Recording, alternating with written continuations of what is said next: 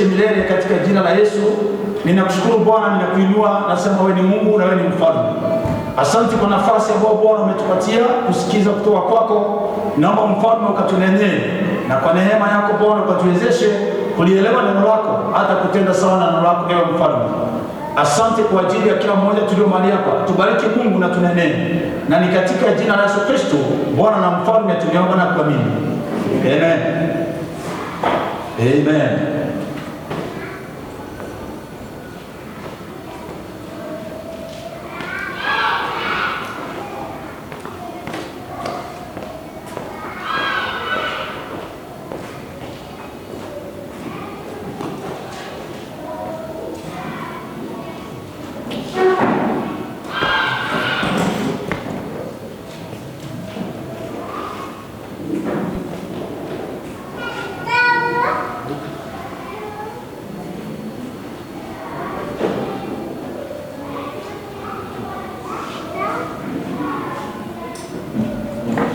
Hebu tusome neno la Mungu katika kitabu cha Mathayo 14. Mstari wake ni wa 22 mpaka 33. Matthew chapter number 14. We are reading from verse 22 down to verse 33.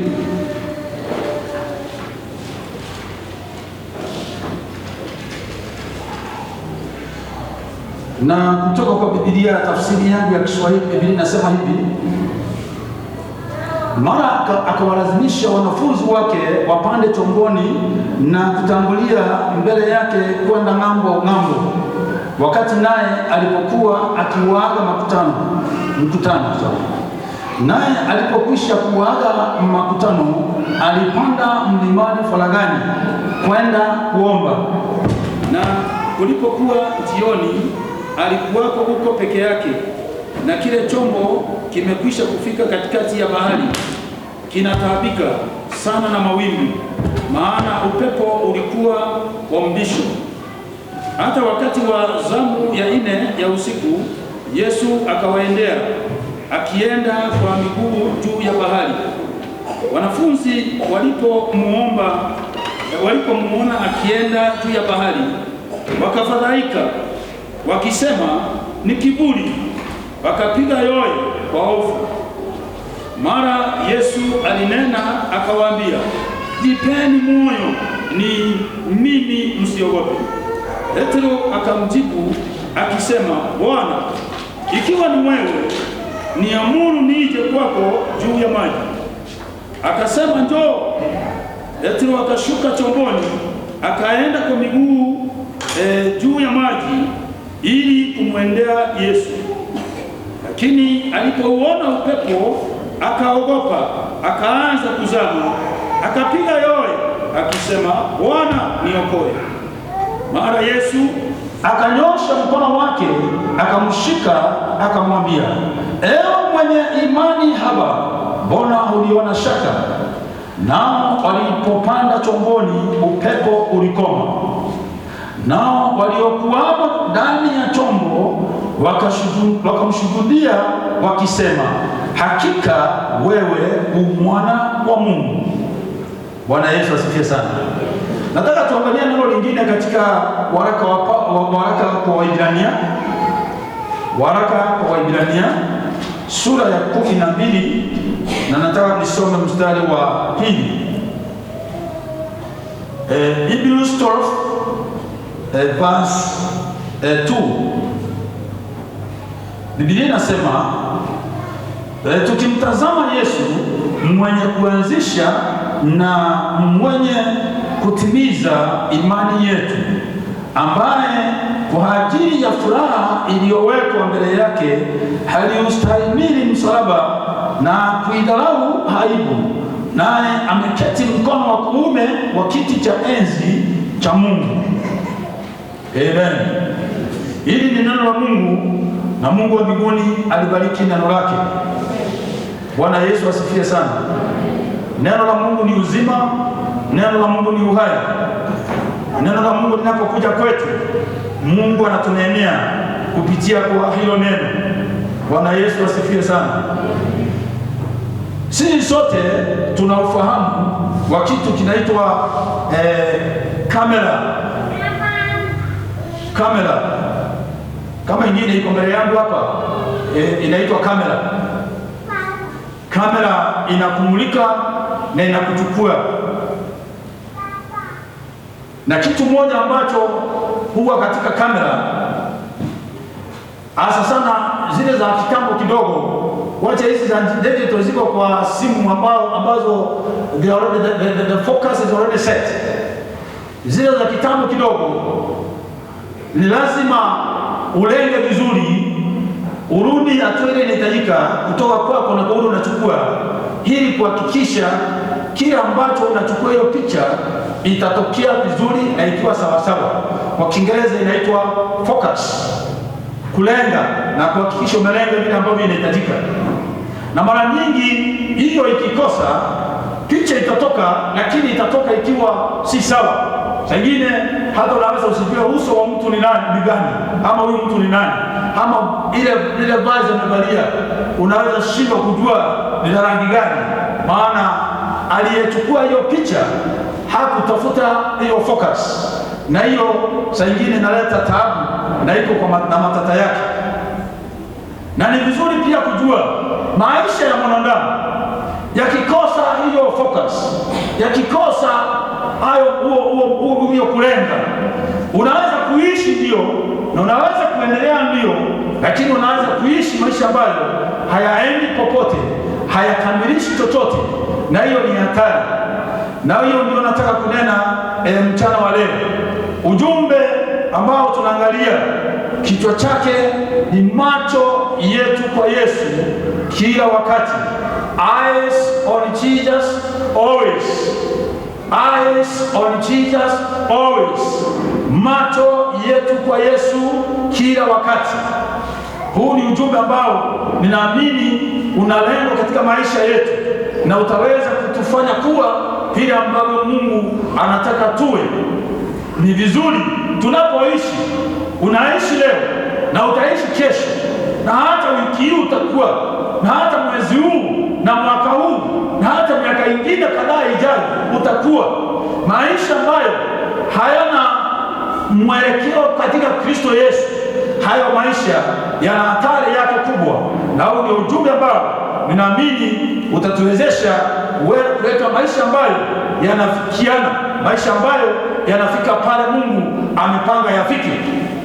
Kifungu cha maandiko ambacho tumeangalia Mathayo 14 mstari wa 22 mpaka hiyo mstari wa 32 kuna mengi unaweza kutuambia, na ni hadithi ambayo tunaangalia na tunaona hadithi ambayo inamhusu Yesu na wanafunzi wake.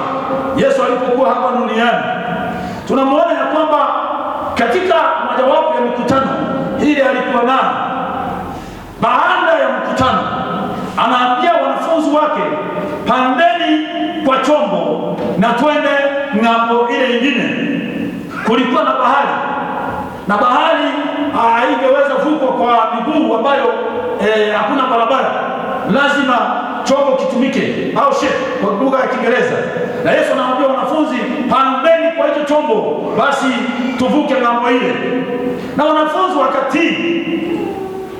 Kwa hivyo wao kuwa katika chombo waliingia kulingana na amri ambayo Yesu mwenyewe aliwapatia. Na kwa kutii ile amri wakapanda chomboni, na ni masaa ya jioni, ili wavuke waende ng'ambo ile nyingine ya bahari. Lakini Biblia inasema ya kwamba Yesu mwenyewe hakupanda kwenye kile chombo. Yeye alipanda mlimani, hapo mahali ambapo palikuwa faraghani, au mahali ambapo palikuwa na hakuna kelele, hakuna nini, mahali ambapo angepata nafasi ya kutosha ya maombi. Na Biblia inasema vizuri kwamba wanafunzi walianza safari, Yesu hapo mlimani, wanafunzi wameanza safari yao baharini. Na Biblia inasema wakifika katikati ya bahari, shida ilianza, na kukawa na dhoruba, kukawa na mawimbi, na yale maji ya bahari ikawa imechafuka, na maisha ya wanafunzi ikawa katika shida, ikawa katika hatari. Labda wanafunzi maana maisha yao ya kwanza kabla ya kukutana na Yesu yalikuwa maisha, wengi wao si wote, walikuwa na maisha ya baharini, walikuwa na ufundi na ujuzi kiasi kuhusu bahari. Lakini sasa usiku huu ilikuwa ni shinda, na bila shaka walitumia na walijaribu watumia ujuzi wao, lakini ikawa bahari haina huruma kwao, na ikawa hiyo ni hatari. Na kulingana na maelezo ya Biblia, inaonekana hiyo shinda yao katika bahari ilikaa kwa muda. Maana Biblia inasema ya kwamba katika zamu ya 4 ya usiku ndio Yesu alianza kuja kwao. Zamu ya 4 kulingana na Waisraeli kama Wayahudi, usiku ulikuwa umegawanywa sehemu 4. Sehemu ya kwanza ilianza saa 12 jioni mpaka saa 3. Hiyo zamu ya pili inaanza saa 3 mpaka saa 6 usiku. Zamu ya 3 ilikuwa inaanza saa 6 za usiku mpaka saa 9 asubuhi. Na zamu ya 4 ilikuwa inaanza saa 9 mpaka saa 12 asubuhi. Sasa Biblia inasema ya kwamba na Yesu akaanza kuja kwao katika zamu ya 4. Basi inamaanisha bila shaka ilikuwa kati ya saa 9 na saa 12 asubuhi. Na hiyo inamaanisha kwamba walikaa kwa hii shinda yao kwa muda mrefu.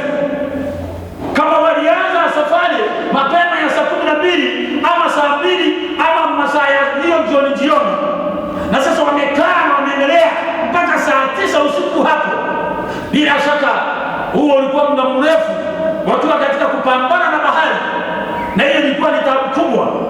Taabu zingine huja na ukaa, na zinaweza kaa muda ambao hukutarajia, muda ambao haukupangia. Lakini Mungu atukuzwe, maana saa yake ikifika lazima atakuja kwa wakati unaofaa. Bwana Yesu asifiwe sana. Usiku ulikuwa umeenda sana, wanafunzi walikuwa kwa shinda, na sasa Biblia inasema ya kwamba hanakuja kwao, labda wakiwa karibu wamejiuzuru, maana walikuwa wamekaa sana kwa hiyo shinda. Lakini Yesu, Biblia inasema halikuja. Kuja kwake karibu iliongeza shida nyingine.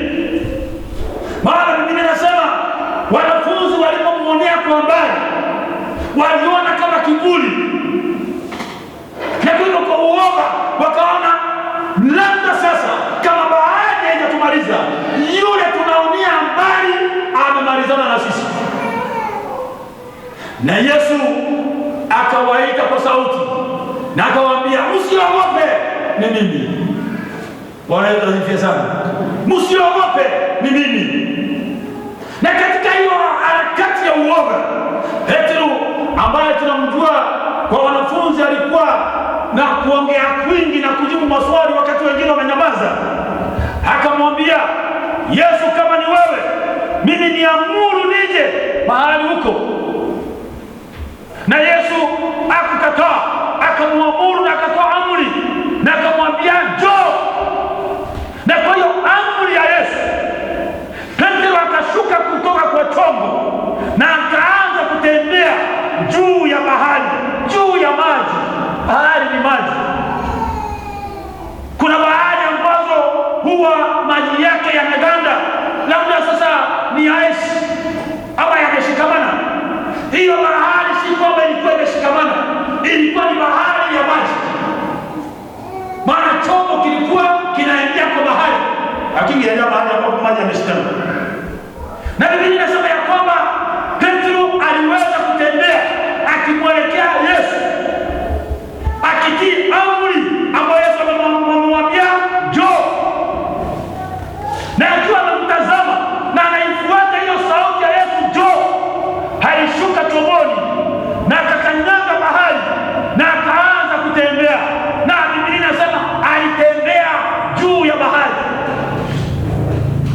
Makosa Petro alifanya, at some point yeye alitoa macho yake kwa Yesu, na basi alipotoa macho kwa Yesu aliangalia bahari na akaona bahari nayo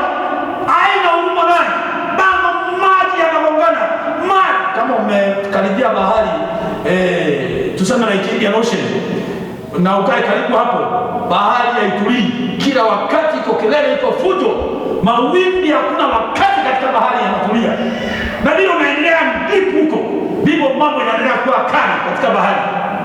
Na Petro akatoa macho kwa yule alikuwa ametazama, na alipotoa macho akaangalia bahari, basi hiyo mawimbi na dhoruba, macho yake na akili yake ikaingia kwa hilo.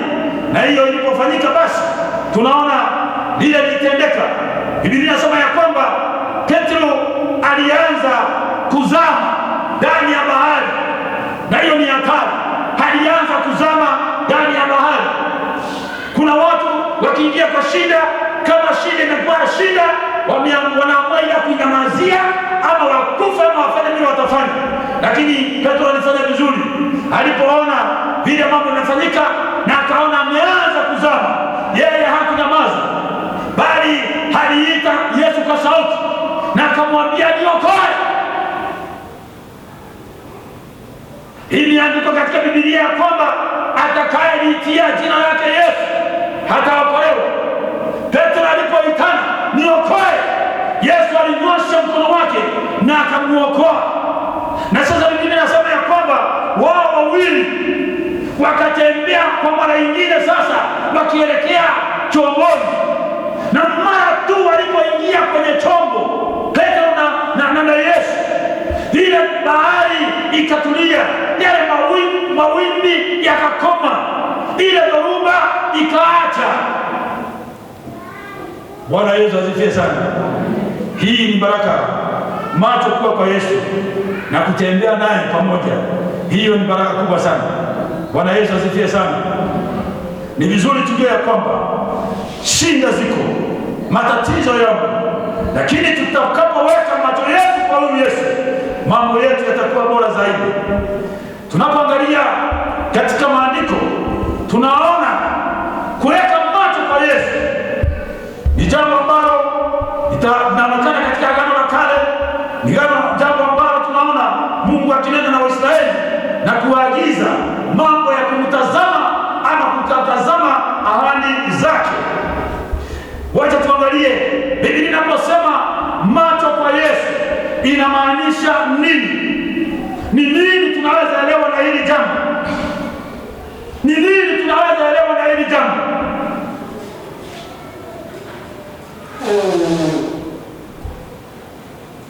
Kuna nini ambayo watu wake wamefundishwa? Na sitaki upate hiyo. Nataka tujue kuna watu wanaenda wameambiwa, maana wao si wa hii dunia. Kama vile imeandikwa katika Wakolosai 3 mstari wa 1 mpaka wa 4. Of course imeandikwa, tazameni yaliyo juu, si hapa. Sasa wao wanapotembea hata barabarani, ni wewe ukimuona unaweza kumwepa, yeye anatazama mbinguni. Biblia inaposema macho kwa Yesu, naamini si hivyo inasema. It is not physical. Bwana Yesu asifiwe sana. Maana ikiwa physical italeta taabu sana. Utaongana na watu wengi, you cause accident. Hata kwako nyumbani, jamani, utapika namna gani? Sufuria iko hapa, maji iko kwa Yesu. Hata utakaanga namna gani? Hata nguo utaosha namna gani? Hata nyumba utaosha namna gani? Hata mtoto utanyonyesha namna gani? It is not physical. Inaposema macho kwa Yesu ni zaidi ya macho ya kawaida kuyaweka kwa Yesu. It means intentional spiritual focus. Ni jambo la kiroho ambalo umeamua kulitenda katika kumtii Mungu na macho yako ya ndani kumtazama yeye. Inaongea juu ya kumtii Mungu na kuweka imani na matumaini katika yale amenena na kumwangalia yeye katika macho yako ya ndani. Ni hali ya ndani ya utiifu mbele zake Jehova. When the Bible speaks of eyes, wana wa Israeli kwa kutazama nyota wa 7, Mungu alikuwa anataka waonyeshe imani njia Mungu ametengeneza anawatengenezea ya kuwaponya na kuwaokoa jangwani. He was testing their faith and especially their obedience in God's way of saving them in the wilderness. Na yule aliignore, wana wengine waliignore. Sasa mtu anaumwa na nyoka, huyu yule nyoka anatembea. Unaambiwa angalia mwingine ambaye hata atembei, ametengenezwa. Nasema wacha nikufe siangalie yule wa Musa. Unang'ang'ana na unakufa. Mwingine anaumwa anasema uoi, akitazama anapona. Bwana Yesu asifiwe sana. Utiifu wako utakuleta kwa baraka ambazo Mungu ameweka kwa ajili ya watu wake. Ni vizuri kumtazama Yesu. Na swali ambalo ni vizuri tujibu, why eyes on Jesus? Kwa nini macho tuweke kwa Yesu? Na kuna sababu kadhaa, nataka nikupatie chache. Why eyes on Jesus? Jambo la kwanza, eyes on Jesus will bring safety from danger. Tunapomtazama yeye, hana uwezo wa kututoa katika hatari. Napenda vile Petro alifanya. Alipoona ameingia kwa hatari ya kuzama, hakuruhusu azame apotee. Na inaonekana kama angeita Yesu angemwangalia azame aende mahali ataenda. Ndiposa Mungu amesema tuombe. Ukikosa kuomba, shida zingine zitakukamata na Mungu akuangalie na umalizike na zile shida. Kuna mwingine hataki kuomba, nasema hata Mungu anajua shauri yake. Anajua, lakini amekwambia omba na mimi nitajibu maombi yako. Bwana Yesu asifiwe sana. When we look unto Jesus, we have safety from danger. Sababu ya pili tumtazame Yesu. Look unto Jesus for salvation from sin. Yesu akasema ya kwamba kama vile Musa aliinua nyoka jangwani na walioitazama walipona kutokana na kuumwa na hizi zingine hapa chini. Baba, Biblia inasema ya kwamba Mwana wa Adamu naye hana budi kuinuliwa, na yeyote atakayemtazama hataokolewa, atapona. Sio tu kutoka kwa nyoka, bali ni kutoka kwa dhambi. Ukimtazama Yesu, wokovu unapatikana. Bwana Yesu asifiwe sana. Maana dhambi ndio mbaya kuliko nyoka. Na dhambi inauma mbaya kuliko nyoka. Yeyote ambaye hatainua macho yake na mtazame aliyewekwa msalabani, hiyo dhambi yake itaondolewa na atapona kutoka kwa dhambi yake. Na Mungu ana uwezo wa kufanya hivyo. Sababu nyingine kutumtazama Yesu, look unto Jesus for guidance and direction. Mtazame Yesu na wewe hautapotea barabarani. Wana wa Israeli wakaambiwa vizuri, fuateni wingu, macho yenu yawe kwa wingu. Mchana mlitazame na usiku mtazame huyo nguzo ya moto, na mtapotelea jangwani. You will not be confused in the wilderness. Na hivyo ndivyo ilivyo. Wanamtazama Yesu katika maisha haya, hawatapotea katika jangwa ya dunia. Dunia ina shida zake, dunia ina matata yake, lakini wale ambao wameamua kuweka macho yao kwa Kristo Yesu hawatapotelea katika jangwa ya dunia. Bwana Yesu asifiwe sana. Na sababu nyingine tumtazame yeye Yesu. Look unto Jesus for healing. Mtazame Yesu na uponyaji utapatikana. Ni vizuri kujua dunia inashinda, dunia ina magonjwa, dunia ina matatizo. Magonjwa yametokea ya kila namna, ya kila rangi, na ina majina tofauti. Hata corona iko. Shetani ashindwe. Lakini Biblia inasema vizuri, tukimtazama yeye kama vile Waisraeli walitazama nyoka wa shaba na wakapona. Wanaomtazama Kristo leo, uponyaji wao uko tayari. Bwana Yesu asifiwe sana. Mtazame yeye na uponyaji unapatikana. Dunia inaweza kuwa haina dawa ya uponyaji, Daktari anaweza kusema imefika mwisho, lakini ni daktari amesema na ni yeye amefika mwisho. Yesu hajafika mwisho, Mungu hajafika mwisho. Mtazame yeye, uponyaji unatokana naye. Ni vizuri kumtazama yeye. Another reason we must look at Jesus. When we look at him,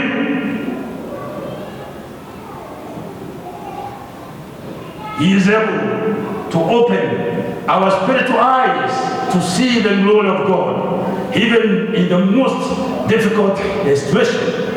Yeye ana uwezo. Wakati macho yetu yako kwake, wakati imani yetu iko kwake, wakati matumaini yetu yako kwake, he has the power, he has the capacity, he has the ability to open our inner eyes, our inner understanding, to see the glory of God, even when things are very difficult. Bwana Yesu asifiwe sana. Utakuta mtu anaimba na ako kwa shinda, macho yake yamefunguliwa. Na hiyo ndivyo ilifanyika kwa mtu ambaye anaitwa Stefano, ambaye alikuwa mfuasi wa kwanza wa Yesu, kuuawa kwa njia ya kupigwa mawe kwa ajili ya imani yake. Biblia inasema ya kwamba wakati alikuwa amezungukwa na maadui na wakiwa tayari kuua na kumalizana na yeye, yeye alihubiria Injili, tena Injili ya kutosha. Biblia inasema ya kwamba na maneno yale aliwaambia ili wakata ndani. Lakini Biblia inasema ya kwamba yeye aliinua macho yake, hakuangalia maadui wake, akakaza macho yake juu mbinguni. Na Biblia inasema namna gani? Akaona utukufu wa mbinguni, akaona mbingu imefunguliwa, akaona Yesu amesimama na yako tayari kupokea yeye. Unajua, katika maandiko, hasa katika Agano Jipya, vifungu vingi vya maandiko vile utasoma vinasema Yesu ameketi. But this one particular moment, Yesu hakuwa ameketi. Yeye ilibidi asimame kwa sababu ya huyu mshuhuda wake ambaye ameshuhudia bila uoga wowote na ako tayari kupokea, maana amefanya kazi ilikuwa imehitajika. Ukimtazama yeye Yesu, utaona utukufu wa Jehova hata wakati wa hatari. Bwana Yesu asifiwe sana. Utamuona Mungu wakati wengine wamuone. Utaona uponyaji wakati wengine hawaoni. Utaona baraka wakati wengine hawaoni, maana macho yako umeyakaza kwake yeye aliye na baraka zako. Bwana Yesu asifiwe sana. Ni vizuri tumtazame yeye wakati wote, maana yeye hana uwezo wa kutupeleka katika utukufu mwingine. Biblia inaeleza vizuri, kuna nguvu mingi katika kuweka macho yetu kwake Yesu wakati wote. There is power having our eyes on Jesus always. Na kuna mambo kadhaa kwa maandiko yanaonyesha nguvu mingi ambayo inatokana na kuweka macho yetu kwa Yesu. Nataka nitaje chache ya haya mambo. Jambo moja linaonyesha ni kwamba when you have your eyes on Jesus, you will enjoy his unfailing presence. Wakati unaweka macho yako kwake yeye, wewe utafurahia uwepo wake kila wakati, kila mahali. Hivyo ndivyo Waisraeli walifanya kule jangwani. Jangwani si mahali pazuri. Jangwani ni pahali pa shinda, ni pahali pa ukame, ni pahali pa matatizo. Lakini Waisraeli walitazama wingu ambalo usiku lilikuwa linabadilika linakuwa nguzo ya moto, na ile ilikuwa inawakilisha uwepo wa Mungu pamoja na wao. Wakati tumeweka macho yetu kwa Yesu, tutafurahia kukaa katika uwepo wake kila wakati, kila mahali, hata kama ni jangwani. Mungu wa dunia yote ni Mungu pia wa jangwa. Bwana Yesu asifiwe sana. Kama unapitia kwa jangwa, inaweza kuwa ni jangwa ya ukosefu wa pesa, inaweza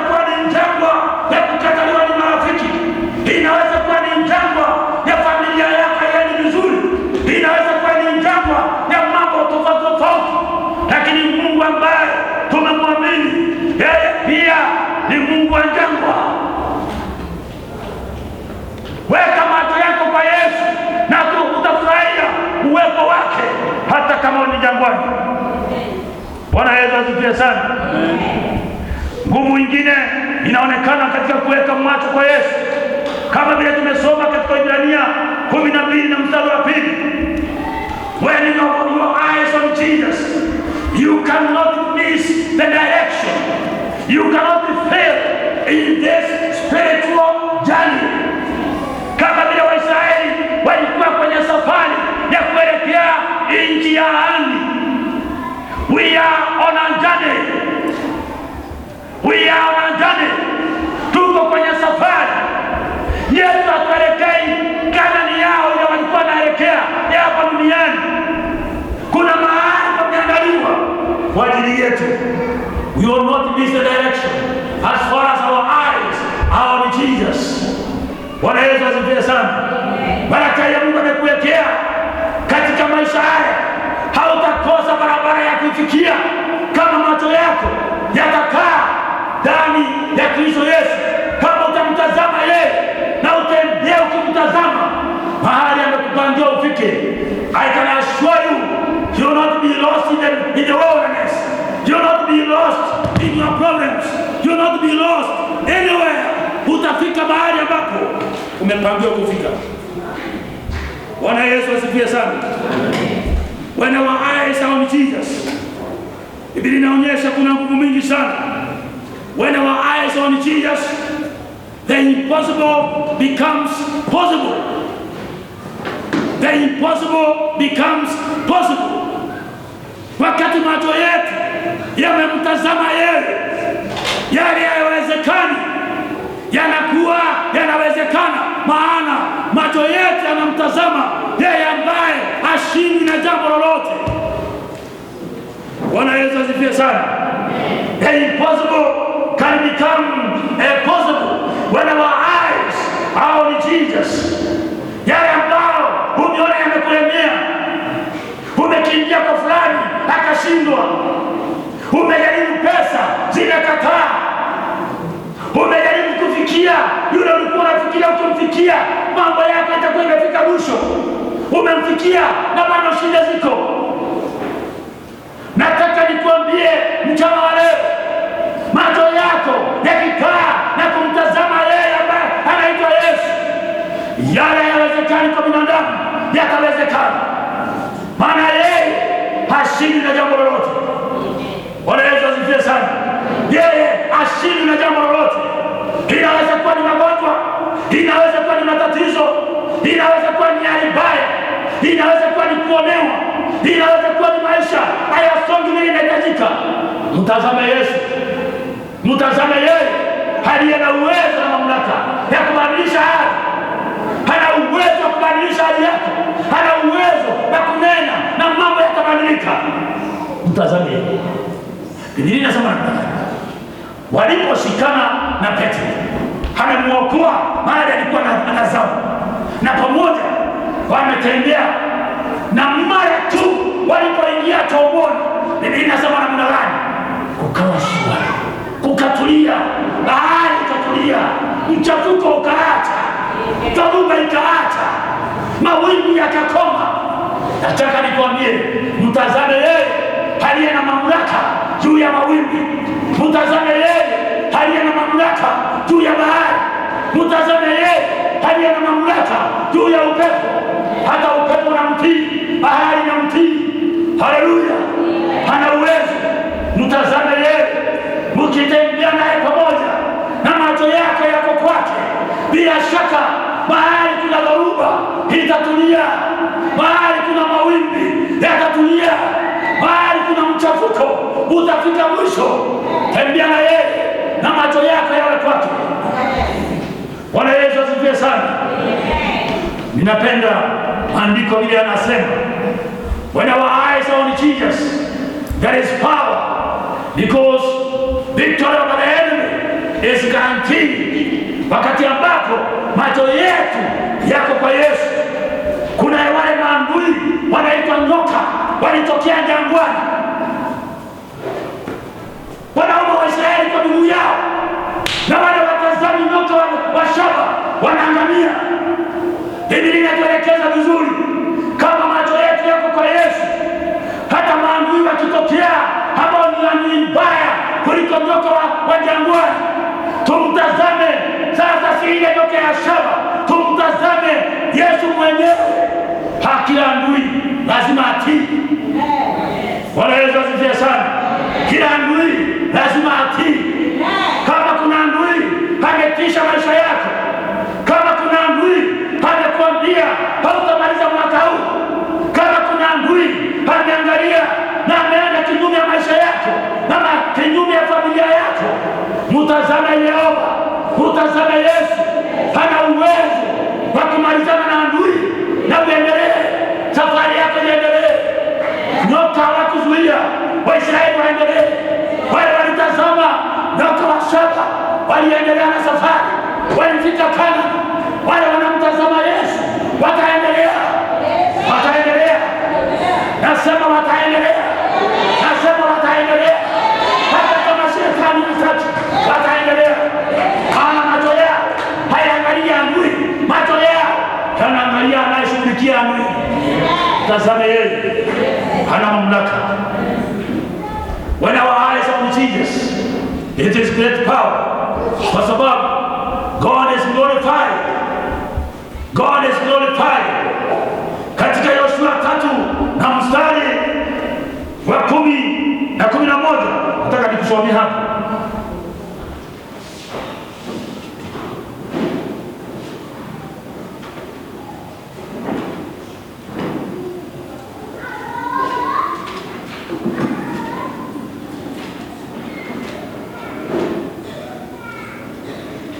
Yoshua 3. Yoshua 3 tunaangalia mstari wa 10 na mstari wa 11. Na hapa Yoshua 3 mstari wa 10 na 11. Na neno linasema hapa, Yoshua akasema, kwa jambo hili mtajua ya kuwa Mungu aliye hai yu kati yenu, na ya kuwa hata kosa kuwatoa mbele yenu Mkanaani na Muhiti na Muhivi na Mperezi na Mugigashi na Mwamori na Muyabusi. Tazama, sanduku la agano la Bwana wa dunia yote. Nataka uangalie hapo mstari huu. Tazama, sanduku la agano la Bwana wa dunia yote linavuka mbele yenu na kuingia Yordani. Mungu yuko katikati yenu. God will be glorified. Mtajua ya kwamba yeye yuko katikati yenu, na atawapatia kila ulinzi ameweka. Hataondoa wale ambao wamekalia mali yenu, baraka yenu. Atawaondoa kwa Kanaani, atawaondoa kwa Hiti, atawaondoa kwa Yebusi, atawaondoa atawaondoa. Bwana Yesu asifiwe sana. Na ninasema kama kuna mtu amekalia baraka yako ya kufikia mpaka sasa hivi, Mungu aondoe yeye na ukalie baraka yako katika jina la Yesu.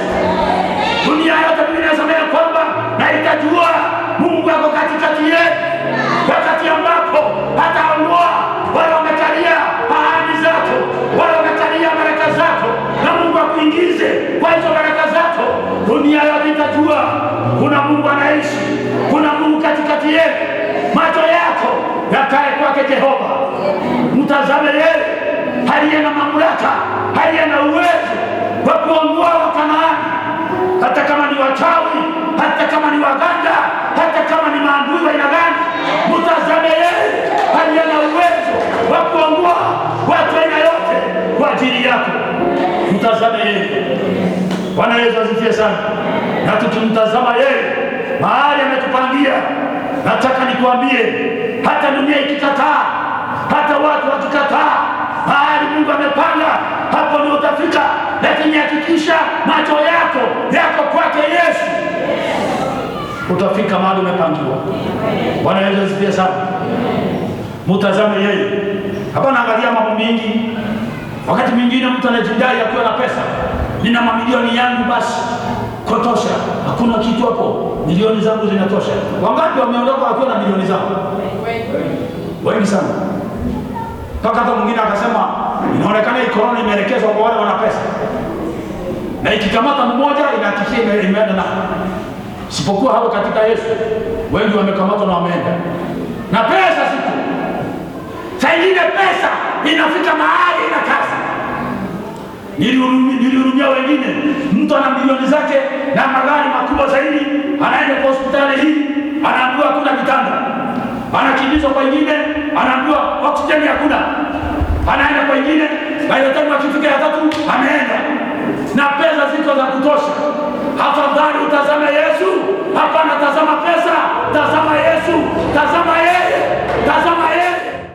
Nikikuinua na kukubariki na kukutukuza na kukiri ya kwamba wewe ni Bwana na wewe ni mfalme, hakuna mwingine kama wewe, hakuna nguvu kama zako. Asante kwa ajili ya neno lako ambalo limekuja kwa kila mmoja wetu mchana wa leo. Neno lako Baba, ninaomba likatekeleza mapenzi yako katika maisha ya kila mmoja wetu. Asante ewe Mungu, tuzaidie tukitafakari juu ya ujumbe ambao umekuja kwa kila mmoja wetu mchana wa leo. Wewe uko katikati yetu. Kuna shida, labda ni magonjwa yamekusonga sana, yamekutatiza, yamekusumbua, umeingia kwa gharama mingi kutokana na hiyo hali. Mungu ana uwezo wa kuondoa hiyo, ana uwezo wa kutuliza bahari, ana uwezo wa kutuliza mawimbi, ikiwa ni mawimbi ya magonjwa, ikiwa ni mawimbi ya ukosefu, ikiwa ni mawimbi ya biashara inaanguka, ikiwa ni mawimbi ya kutishwa katika mahali pako pa kazi, mpaka una matumaini kama utaendelea kesho, kama utaendelea. Jehova ana uwezo wa kutuliza hayo mawimbi. Tunaweza kuomba na mambo yanaweza kubadilika, maana Mungu tunayeamini si Mungu wa Israeli peke yao, si Mungu wa Kristo. Yeye ni Mungu wa dunia yote, wale wanamjua, wale hawamjui. Yeye ni Mungu na ni mtawala. Ana uwezo wa kupenya na kuingia kila mahali. Ana uwezo wa kubadilisha hali ambazo katika hali ya kawaida haziwezi badilishwa kwa njia ya pesa, kwa njia ya majina makubwa. Yeye kwa uwezo wake ana uwezo wa kutuliza mambo, ana uwezo wa kubadilisha mambo. Nataka niombe na wewe, ukiwa katika hali yoyote ambayo unahitaji msaada kutoka kwa Bwana. Bwana ana uwezo na kuna huo msaada kwa ajili yako. Inua mkono wako mahali umesimama, ninapoomba na wewe hivi sasa katika jina la Yesu. Inua mkono wako mahali umesimama na nitaomba na wewe from where you are. Tunaamini nguvu za Mungu ziko mahali hapa, uwezo wa Jehova uko mahali hapa, Roho Mtakatifu yuko mahali hapa. Ile ambayo imekushinda, ile imeshinda marafiki, ile imeshinda madaktari, ile imeshinda wataalamu, yeye Mungu wa mbinguni hajashindwa. Macho yake yana uwezo wa kututazama na kumalizana na hiyo hali, maana yeye ni mfalme. Inua mkono wako ninapoomba katika jina la Yesu. Baba wetu ndiye mfalme, Mungu wa milele, wewe ambaye unatenda yale ambayo hakuna mwingine anaweza kuyatenda. Tazama wanao ambao wameinua mikono yao mbele zako, wakiwa na mahitaji ndani yao. Wengine wametatizika katika hali ya kiafya, wengine wamesumbuka na magonjwa, wengine wametatizika na hali ya ukosefu, wengine wametatizika na ukosefu wa amani nyumbani, wengine wametishwa katika sehemu zao za kazi. Baba wa milele, Mungu wezaye, Bwana utendaye, ninaomba katika jina la Yesu, nyosha mkono wako ulio na mamlaka, mkono wako ulio na nguvu, mkono wako ulio na uponyaji juu ya wapendwa. Guza mili yao, guza nyumba zao, guza kazi zao, guza biashara zao katika jina la Yesu. Mahali kuna kushindwa, ninatangaza ushindi katika jina la Yesu.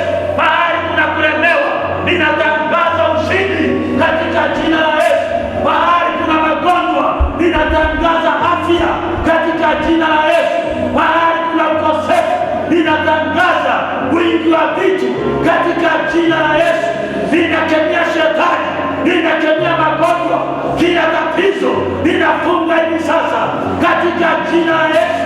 Ewe mfalme wa falme, wewe Bwana wa majeshi, achilia nguvu zako, achilia uponyaji wako juu ya watu wako mfalme, achilia amani yako juu ya familia zao, achilia baraka zako juu ya biashara zao, achilia uwepo wako juu ya maisha yao katika jina la Yesu.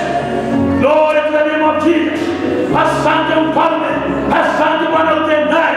Shetani ninasema umeshindwa, magonjwa ninasema umeshindwa katika jina la Yesu.